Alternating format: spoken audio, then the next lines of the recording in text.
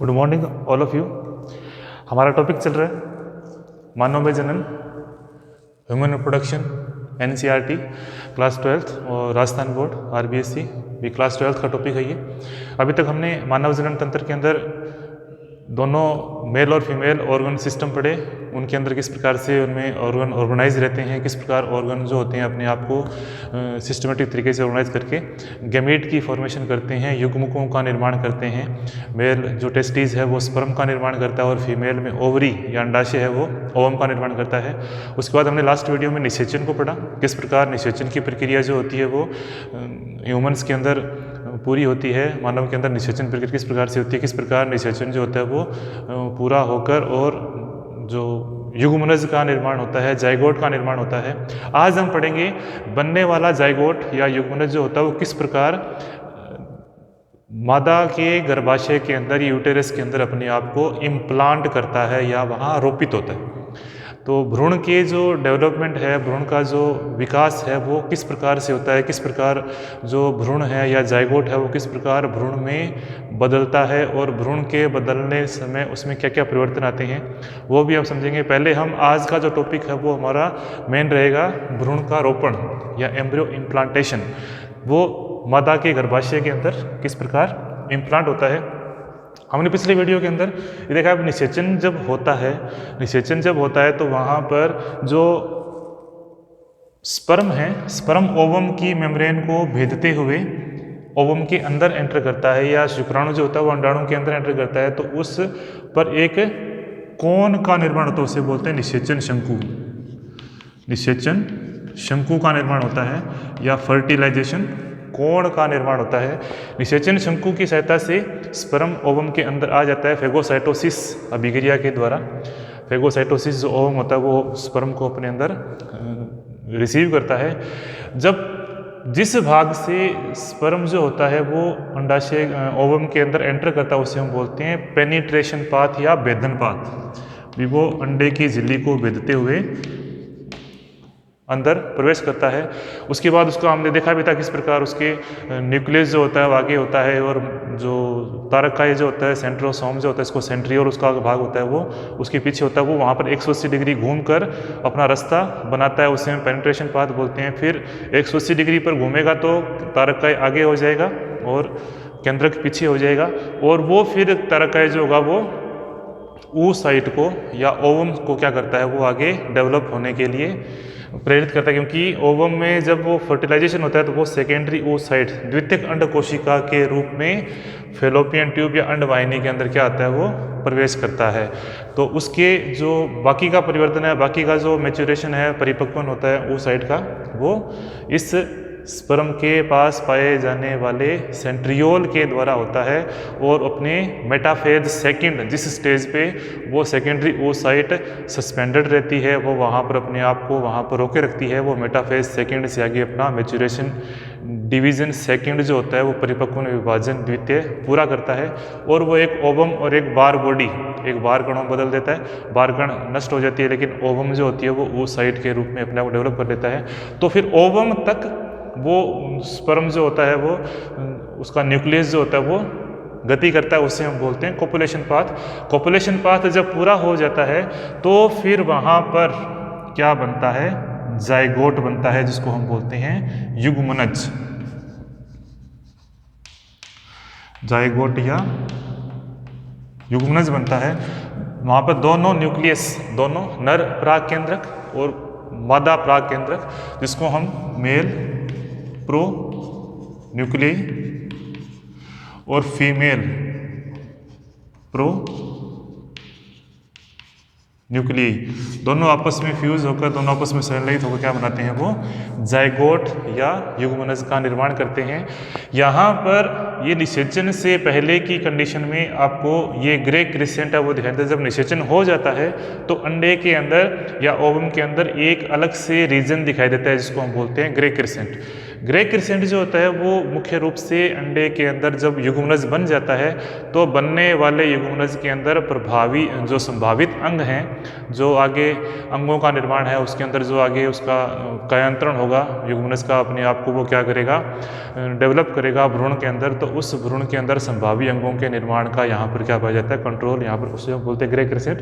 तो निषेचन जो होता है वो अंडे के प्राणी ध्रुव की ओर होता है, एनिमल पोल की तरफ होता है, जहाँ पर पित्तक की मात्रा बिल्कुल नहीं पाई जाती, योग की मात्रा बिल्कुल नहीं होती। पित्तक वाले भाग के अंदर एक स्तनधारी का अंडा है, ये मैमल्स का अंडा है, तो यहाँ पे पित्तक की मात्रा बहुत ही कम पाई जाती है। उस भाग को हम बोलते हैं कायिक ध्रुव या पित्तक ध्रुव, उस पर पित्तक पाए जाते हैं जो मैंने पीले रंग से दिखाया।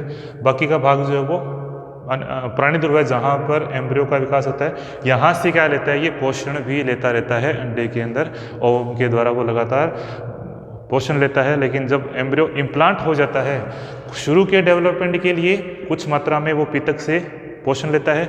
जब भ्रूण इम्प्लांट हो जाता है, भ्रूण जब अपने आप को माता के गर्भाशय के अंदर अपने आप को पूरी तरह से रोपित कर देता है, तो फिर वो पोषण जो होता है वो माता के ऊतकों से लेता है। तो वो किस प्रकार से रोपित होता है वो समझें किस प्रकार से होता है। तो यहाँ पर जब से ही जाइगोट बन जाता है, जाइगोट में जैसे ही बनने की प्रक्रिया शुरू होती है, वो जाइगोट हाथों हाथ अपने आप को विभाजन करना शुरू कर देता है। और जाइगोट के विभाजन को हम बोलते हैं क्लीवेज या विदलन। विदलन सामान्य रूप से एक समसूत्री विभाजन है, एक माइटोसिस है। लेकिन सामान्य समसूत्री विभाजन और विदलन में मुख्य अंतर ये होता है कि विदलन के द्वारा प्रथम विदलन होगा, उसके बाद दूसरा विदलन, तीसरा विदलन, चौथा विदलन। तो प्रथम विदलन होगा तो वहाँ पे 2 कोशिकाएं बनेगी, 2 कोशिकाओं में फिर विदलन होगा, 4 बनेगी, 4 से लेकर 8 बनेगी और 8 से आगे 16 कोशिकाएं बनती शुरू हो जाएंगी। तो 16 कोशिकाओं तक ये विदलन है वो पूरा होगा। जैसे ही 16 कोशिकाओं से बनेगा तो फिर वो आगे जाकर एक नई संरचना बनाता है, उसको बोलते हैं मोरुला या तुतक। कोशिकाओं का समूह, मतलब कि बहुत सारी कोशिकाओं का समूह कहलाता है मोरुला या तुतक। तो यहाँ पर विदलन का मुख्य रूप से ये है सामान्य समसूत्री विभाजन है। लेकिन यहाँ पर जाइगोट का साइज जो है, युग्मनज का जो साइज है वो वही रहता है, वो कभी भी बदलता नहीं है। उसमें कोशिकाओं की संख्या लगातार बढ़ती चली जाती है, श्वसन की दर बढ़ जाती है, कोशिकाओं के अंदर उपापचय की दर बढ़ जाती है, उसमें mRNA जो बनते हैं, मैंने आपको बताया भी था। ओवम का जो डेवलपमेंट था, ओवम का परिवर्तन हुआ था, उसके अंदर mRNA बहुत सारे बनते हैं जो इन्फ्लोसोम्स के रूप में बनते हैं। और इन्फ्लोसोम्स वो mRNA के चारों ओर पाए जाने वाला प्रोटीन कोटिंग है, वो फिर mRNA रिलीज हो जाते हैं और फिर वहाँ पर बहुत सारी प्रोटीन पोषण के लिए बनती है, तो वो प्रोटीन की फॉर्मेशन वहाँ होने लग जाती है। तो वहाँ पर पूरा जो मेटाबॉलिक प्रोसीजर है, उपापचयी क्रियाएं जो होती है वो इस युग्मनज की तेजी से होती हैं। और एक जाइगोट में प्रथम विदलन, दूसरा विदलन, इस तरह से विदलन के अनेक कोशिका बन जाते हैं। 8 कोशिकीय अवस्था तक वो विदलन पूरा होता है। लेकिन युग्मनज का साइज जो होता है वो लगभग सेम रहता है, क्योंकि फेलोपियन ट्यूब के अंदर यदि उस कोशिकाओं का आकार बढ़ने लग जाए, क्योंकि अभी कहाँ है, निषेचन एम्पुला में हुआ, ये भी अंडवाहिनी या फेलोपियन ट्यूब का हिस्सा है। उसके बाद उसकी गति भी साथ साथ होती रहती है, वो वृद्धि करने के मतलब कि वो उसके अंदर कोशिकाओं की संख्या बढ़ने के साथ साथ वो गर्भाशय की तरफ या यूटेरस की तरफ उसकी गति होना भी शुरू रहती है। लगातार वो लगातार लुढ़कता हुआ गति करता रहता है और उसमें लगातार विभाजन होते रहते हैं। लेकिन कंडीशन ये कि विभाजन तो होगा लेकिन कोशिकाओं का आकार नहीं बढ़ेगा, कोशिकाओं की संख्या बढ़ेगी। संख्या बढ़ने का मतलब उसमें नंबर ऑफ सेल्स इंक्रीज होंगे।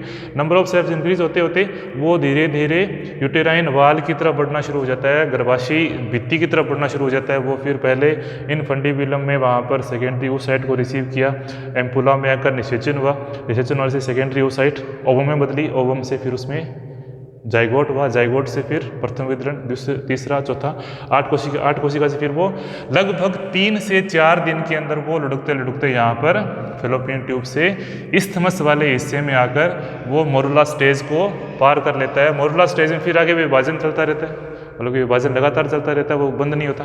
विभाजन होने से ये जो मोरुला की कोशिकाएं हैं वो फिर धीरे धीरे परिधीय भाग की तरफ, जो कोशिका का जो पेरिफेरल पार्ट है, जो उस अंड कोशिका का, ये जाइगोट का, उसके परिधीय भाग की तरफ गति करने लग जाती है। तो वहाँ पर बीच में क्या बन जाता है, एक छोटी सी गुहा बन जाती है। उस गुहा को हम बोलते हैं कोरक गुहा या ब्लास्टोसील।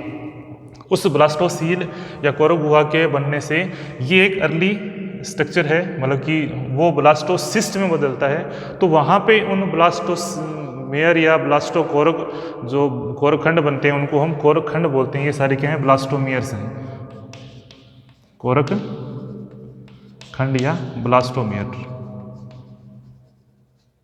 तो ये सभी ब्लास्टोमियर जो होते हैं वो अपने आप को फिर कुछ परिधीय रूप से और कुछ उस परिधीय रूप के साथ कुछ जुड़ना शुरू हो जाते हैं, तो उसमें कुछ विभेदन शुरू हो जाता है और उस विभेदित ब्लास्टोमियर को हम बोलते हैं ब्लास्टोसिस्ट।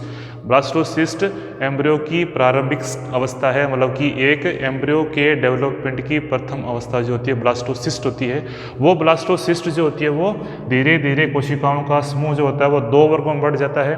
बाहर की कोशिका को हम बोलते हैं ट्रोफोब्लास्ट, उसे हम क्या बोलते हैं?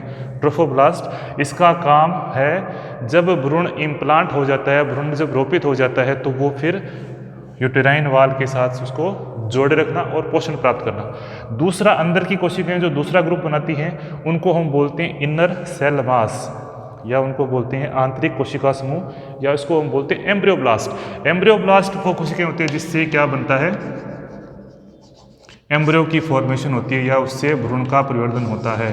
ट्रोफोब्लास्ट कोशिकाएं उसको हम बोलते हैं पोषकोरक। ट्रोफोब्लास्ट कोशिकाओं को क्या बोलते हैं? पोषकोरक, जो उस एम्ब्रियो को पोषण प्रदान करती है। जब भ्रूण इम्प्लांट हो जाता है तो भ्रूण लुढ़कते लुढ़कते जो जाइगोट है वो पूरा धीरे धीरे ब्लास्टोमियर में बदला, तो उसकी पहली स्टेज आई, उसे हम बोलते हैं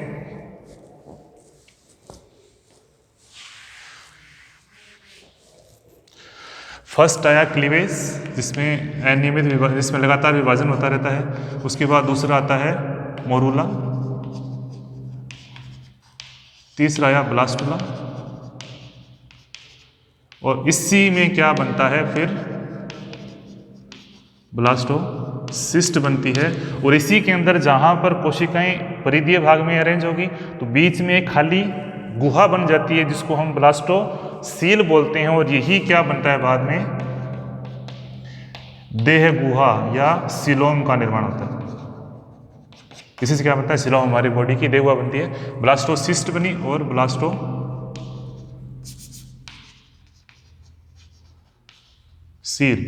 ब्लास्टोसील मतलब कोरक गुहा बनी।